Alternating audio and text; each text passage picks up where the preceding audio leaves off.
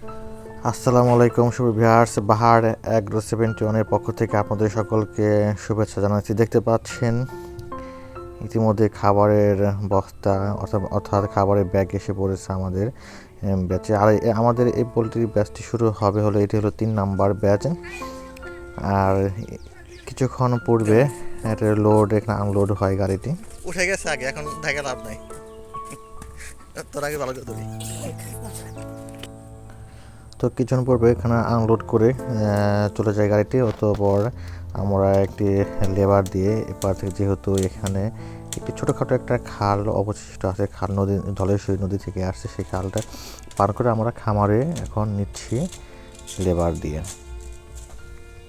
যদিও ব্রিজটা বা বাঁশের পোলটা সাঁকোটা খুব একটা ভালো না, তবে যতটুকু সম্ভব ভালো চেষ্টা করা হবে। পরে আপনাদেরকে আবারও বলে রাখছি যে আমাদের এই পোলট্রির ব্যাচটি এখন হলো 3 নম্বর ব্যাচ রানিং চলবে।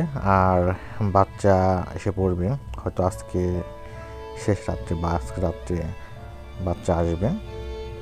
বাচ্চা আসার পূর্বে আমরা দেখা যাচ্ছে যে খাবারটা আগে সাথে আনা হলো।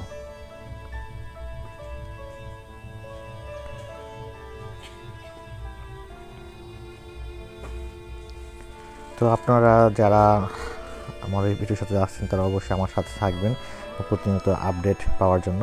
এটা হচ্ছে আমার বাবা এখানে বসে আছে। সবাই 50 কেজি, সবাই 50 কেজি, 13 থেকে 21 দিন মতো।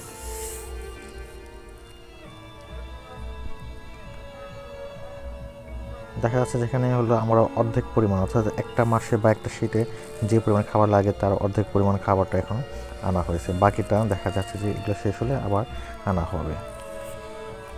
আর প্রতিনিয়ত আপডেট পাওয়ার জন্য সবসময় সাথে থাকবেন আশা করি। আর বাচ্চা আসলে অবশ্যই দেখাবো আপনাদেরকে। আজকে রাত্রে বাচ্চা আসবে,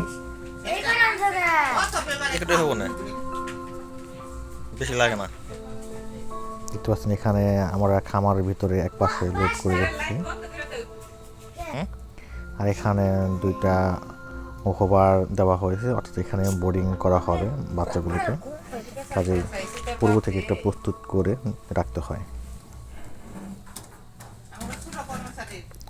তবে আজকের ছোটো ভিডিওটি এই পর্যন্তই। সাথে থাকার জন্য অশেষ ধন্যবাদ।